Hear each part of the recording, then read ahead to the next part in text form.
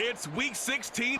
It's the NFL on EA Sports. There's a look at the home of the 49ers, Levi's Stadium in Santa Clara. Tonight, it's a compelling late-season clash here in Week 16, as it'll be the Baltimore Ravens taking on the San Francisco 49ers. Now, this, not your typical Monday night. With Charles Davis, I'm Brandon Gaudin. Merry Christmas to you and yours, everyone at home. But, Charles, this, the third of three here on this Christmas day. We saw the 49ers, remember, on Thanksgiving night as well. Now they're back, looking to turn the tables on the team that got the better of them in Super Bowl 47. And that was a decade ago. And that was brother versus brother. That was the storyline. It's the nightcap to a big Christmas day full of football. The Ravens and the Niners. Off we go from Santa Clara.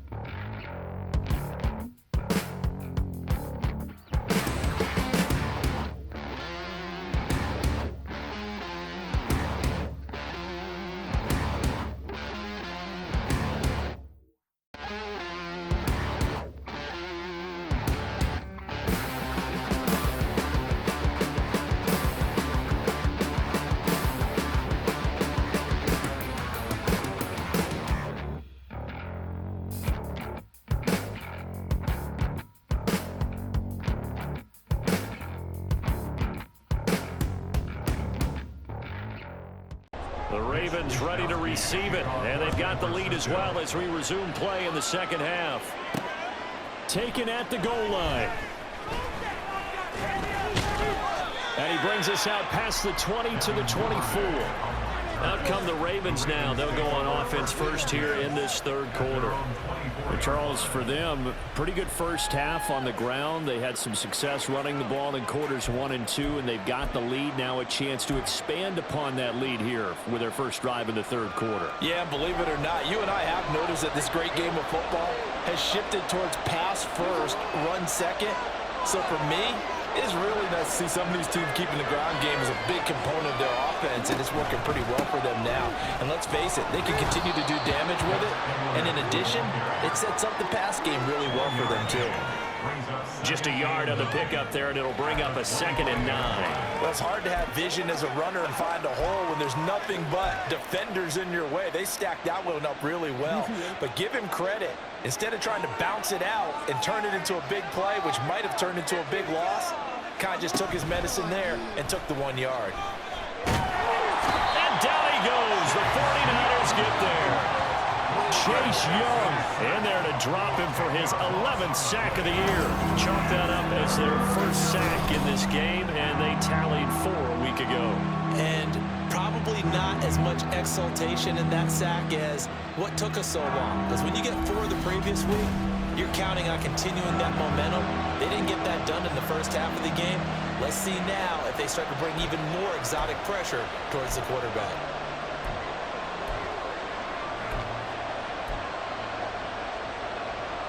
Now after that sack, it's 3rd and long for Jackson and the Ravens.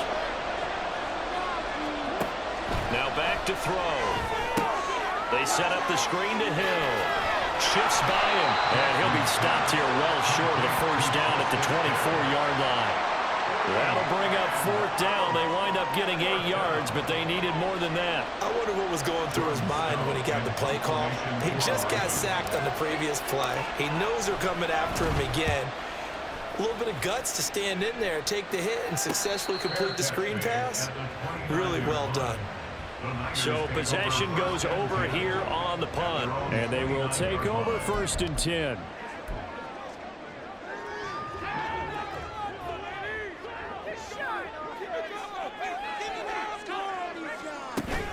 They'll try to get the running game going with McCaffrey. Oh, a heck of a move. And he's going to have a Niners first down as he's able to get this up past the 40. How many times do we say in this game that speed kills, and it does it in so many different ways? In this case, you got a back who's quick and shifty, can make moves, make people miss, but also gets to and through a hole before it can close down. That's some of the benefits of that speed, not just outrunning people in the secondary, and that led to a really nice game. Purdy looking to throw on first down here. Connects with Kittle underneath. And they'll get to him after a gain of 7 to the 47. Nice rhythm throw there on first down. He located his tight end, made it a nice easy pitch and catch. Hoping he can break a tackle or two. Wasn't able to do that there, but still good yardage.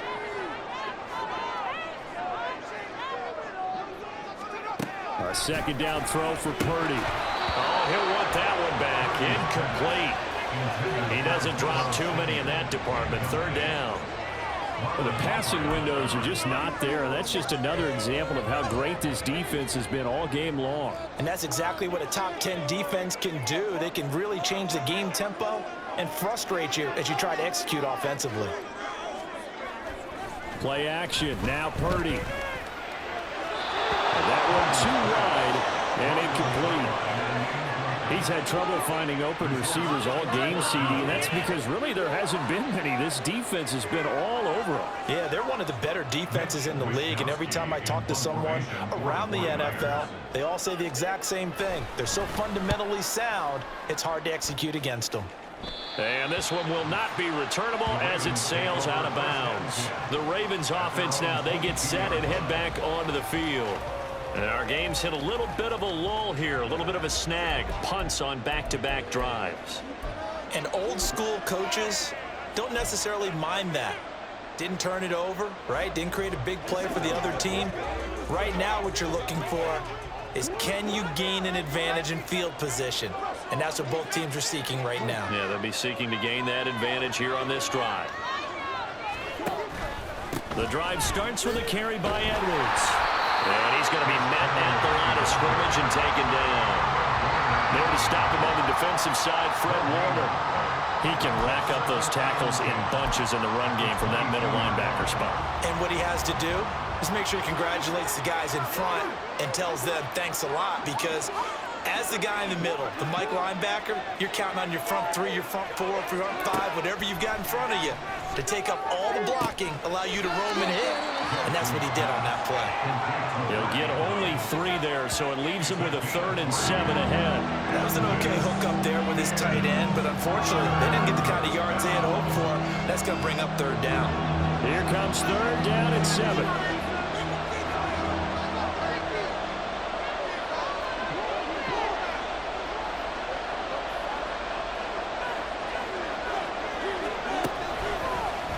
On the option right is Jackson. And down he goes, but he takes it up to the 40. And a solid job using his legs. 16 yards and a 1st down on the keeper. Well, partner, for a few years there, we thought this read option play was going to take over the whole NFL. It seemed like everyone was using it, but it has been scaled back considerably in the last few seasons, mainly because people are worried about their quarterbacks getting hit. But when you call it at the right time and you use it properly, you see the type of gains you can get. A nice chunk of yardage there by the quarterback.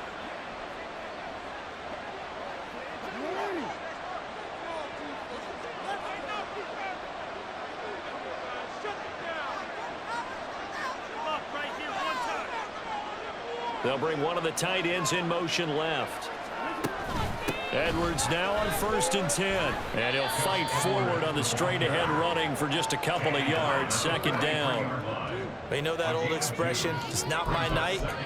It hasn't been his so far. I don't know if the legs are a little bit heavy. Sometimes having to hang out all day and play doesn't exactly play to your advantage, but it's been a tough go for him. And every time he looks up, somebody's there defensively. That was the same case on that play.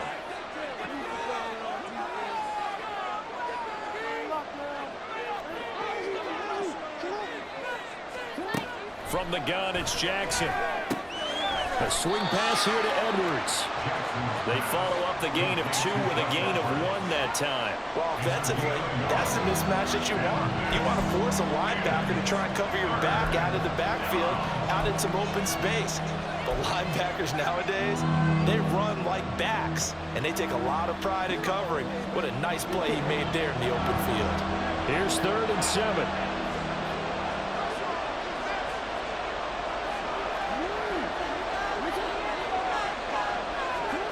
Throwing is Jackson. And he knocks the ball away, and it falls incomplete. They decided the opportunity was there and launched a deep ball, but he was unable to get away from the defender. Couldn't create space, couldn't uncover the end of the route, and that one winds up incomplete. The Ravens send their punter out now, as he'll come on to kick this one away.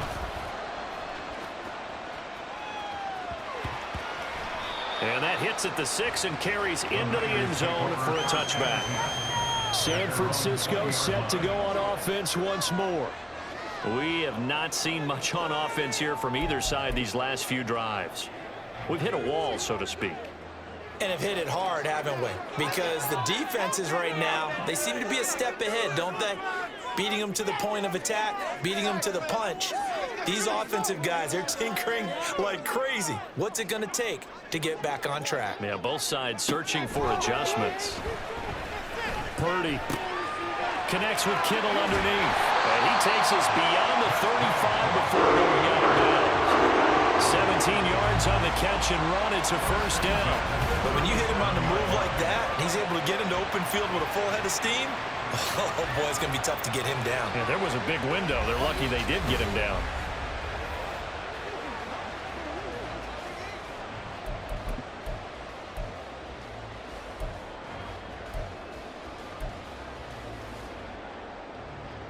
One play has him to the 37 here for 1st and 10.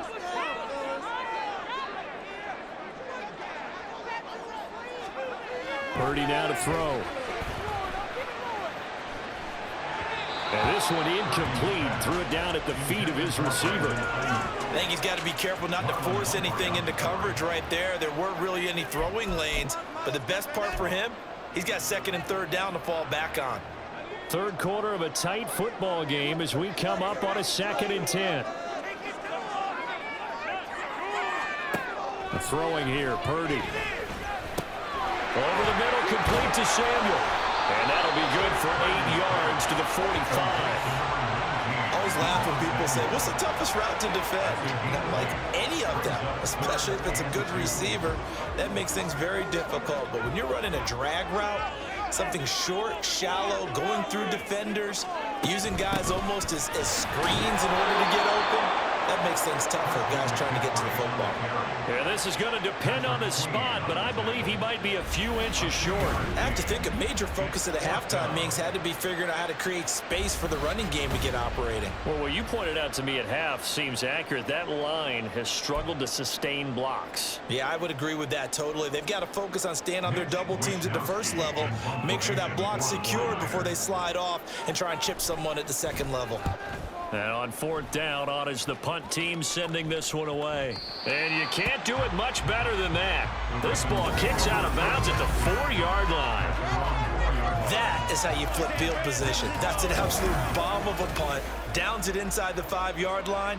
Absolutely ideal. From that position, you're hoping to get it down inside the 15, inside the 5. Superb. The Baltimore offense at the line, set to get going. The crowd may be losing just a little bit of the edge after back-to-back punts. They want some big plays. They want to see some offense. They want to see somebody break away, whether it's through the air or on the ground. Now it'll be interesting to see where the patience is on both sides. Each head coach, can you hang in there and not try and force something that could put your team in some jeopardy? We are off to the 4th quarter here on this special Christmas Day broadcast. This is the National Football League on EA Sports. Back now here in Santa Clara. It's the Ravens in control of the football. They've also got the lead as we get set for the 4th.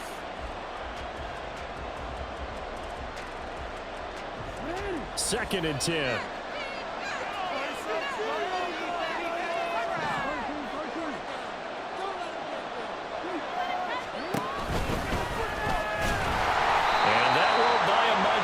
Just a 1-yard gain to the 5.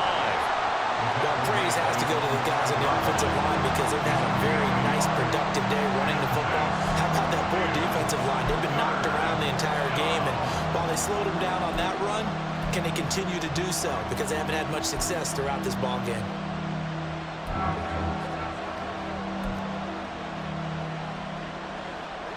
The offense on 3rd down tonight, 3 for 7 so far in this game. This is 3rd and 9. Bateman, and he'll go in motion right here.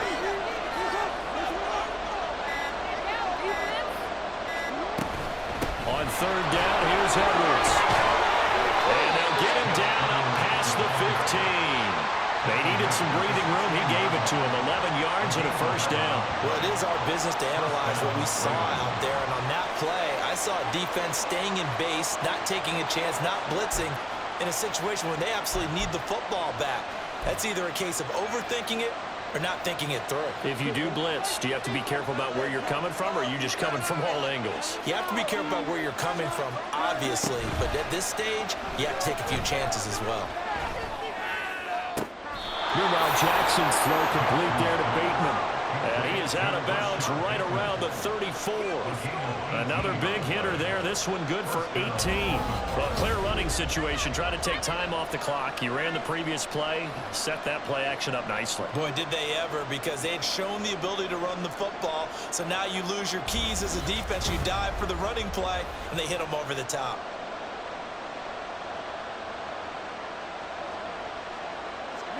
So signs of life in what's been a dormant offense in this second half. Here's 1st and 10.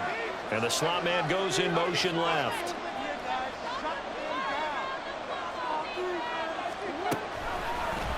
And they'll let the quarterback keep it here on 1st and 10. And he's taken down right at the 45-yard line. Chewing up big yardage. Another nice gain there. This one goes for 20. It looked like almost a miscommunication defensively, because once he decided to keep it, he had pretty smooth sailing. Yeah, it became a question of, wait a minute, who's got the quarterback? And when you talk about miscommunication, it's supposed to be called assignment football on the defensive side of the ball. But the assignment gets mixed up. That's the end result.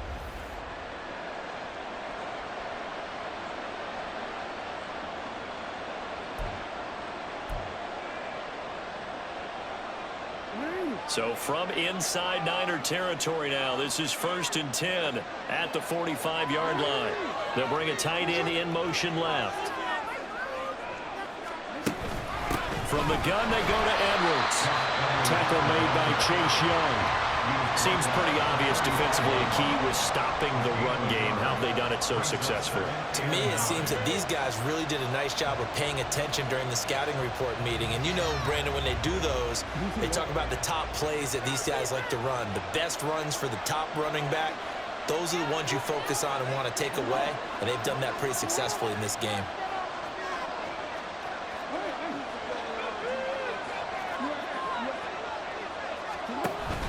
They go play action now. Jackson. He's got his man. It's Andrews.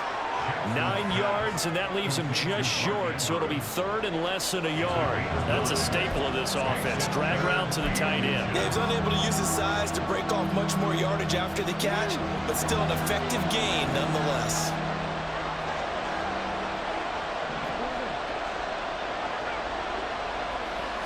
Jackson will keep it. And he's going to run into a brick wall right in the middle of the field, and I don't think he got there. So call that no gain on the sneak, and now they're still a yard short here on 4th. They gain nothing, and all they need are inches. Usually we put this on the offensive line, but sometimes it's the quarterback's fault as well on the sneak. You've got to get low and burrow.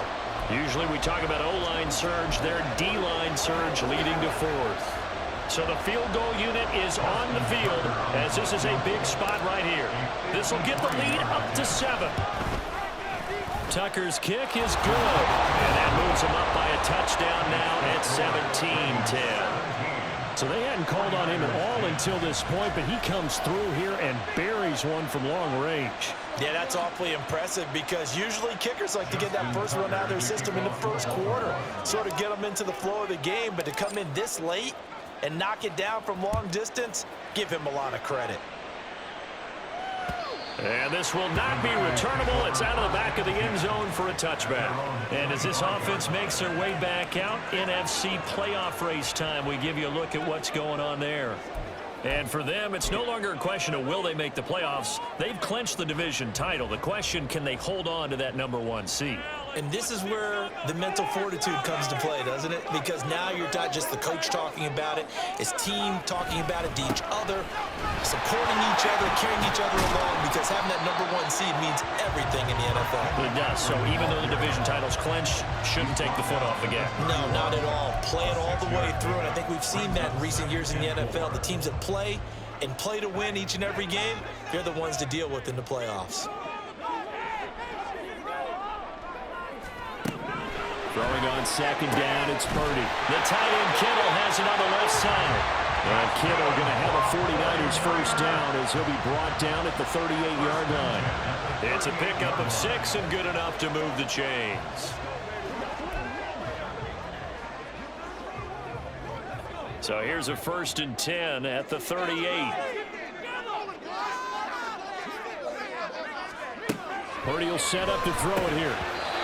Looking middle, and it's incomplete. Tight end has become a bigger and bigger part of the passing game in the NFL, but if you drop the football, that position can get swapped out with a wide receiver in that spot, a running back in that spot. There are other ways they can go if you're not going to catch the ball. And that's not just his first drop, his second drop of the game. Purdy to throw again on 2nd and 10.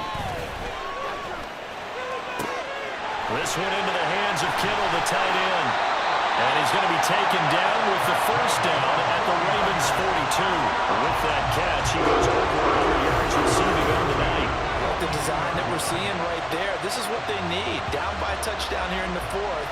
They just need to keep working their way downfield. And when they see openings, take their shots.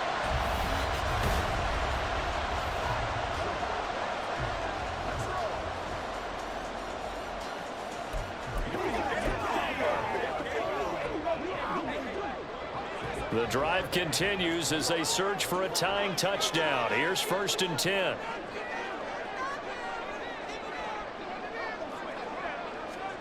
Again, it's Purdy to throw it. He's going to drop this down to McCaffrey. And we see another pitch and catch there to the running back. This position just continues to evolve. they become just as critical to the passing attack as a lot of receivers, tight ends, because their ability to make people miss in the open field can really generate big plays for an offense. Fourth quarter, down to the final 2 minutes, and we've got a one-score game. So it's 49er football here as we get you reset. They come up on a second down now in a game that looks like it's going to go down to the wire. Here comes second down at 5.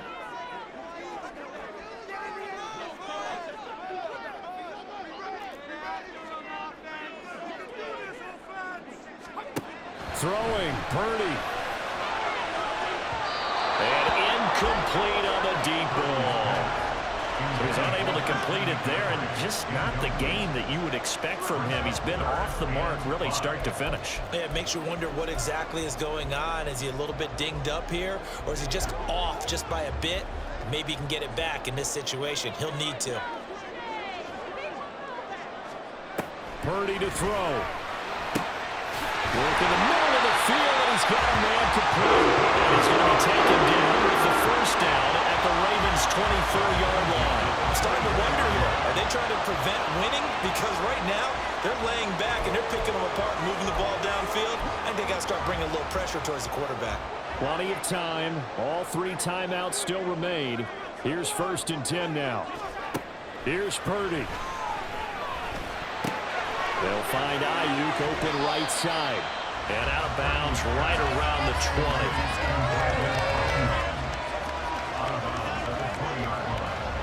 4 yards on the pickup. 2nd and 6. 2nd and 6 coming up.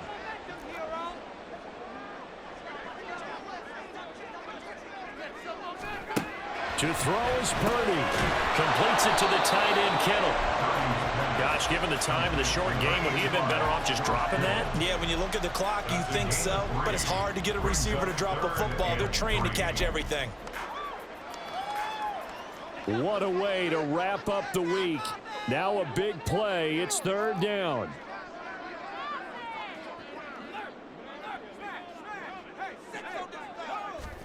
Purdy to throw.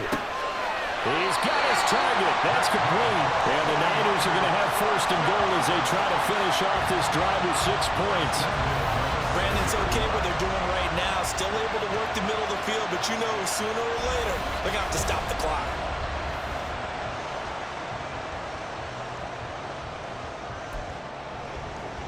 Here's 1st and goal.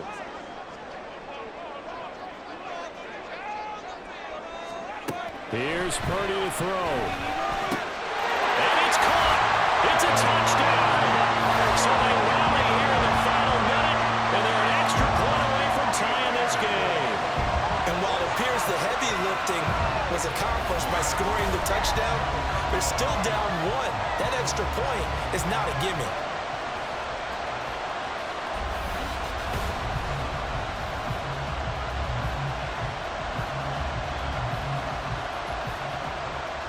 Now Moody for the PAT.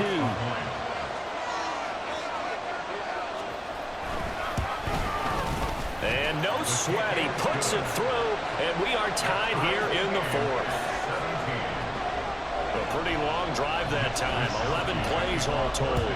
This one all we could have asked for. All tied, final minute as it kicks away here. And a nice return sets him up pretty good here right at the 30-yard line. Baltimore about ready to go on offense. And Charles, obviously not much time left. I'm curious to see if there's enough for them to get into field goal range and try to win this thing. And partner, you and I both know the save calls to kneel and just take it into overtime. But it's also very tough to pass up a chance to win it right now as well. But remember, if you do attempt that, it's got to be a big play downfield and still leave yourself enough time to get your field goal unit out there and kick for the win.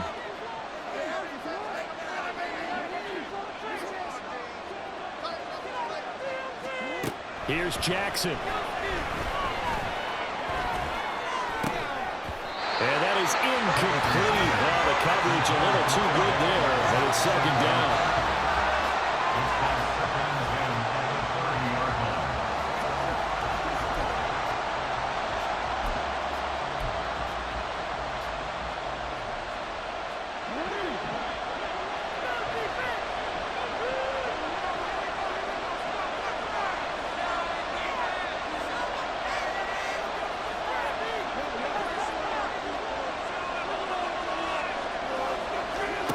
Jackson.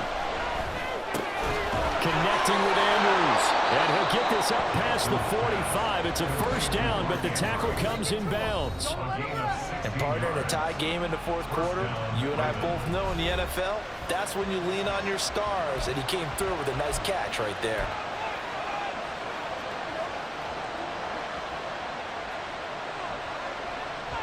Two timeouts still in their back pocket. It's 1st and 10.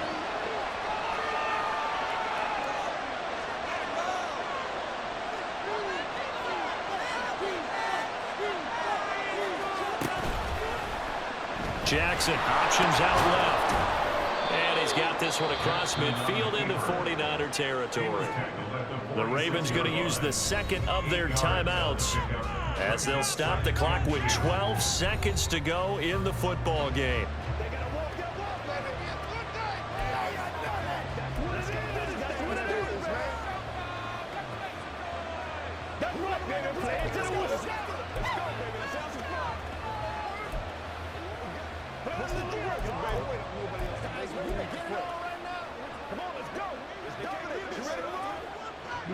They come up now on 2nd and 2. And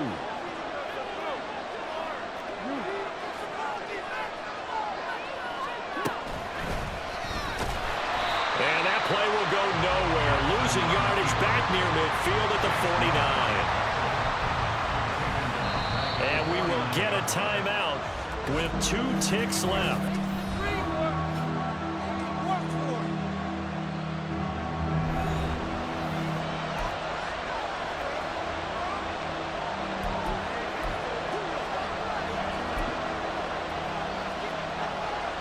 So it's up now to one of the most accurate kickers in NFL history, Justin Tucker. This from long, very long range. Does he have the distance? He does! It's good! My goodness, he hits it from the parking lot as time expires. And joy will reign in the Inner Harbor as the Ravens have won it. So the final seconds tick away in this Baltimore victory.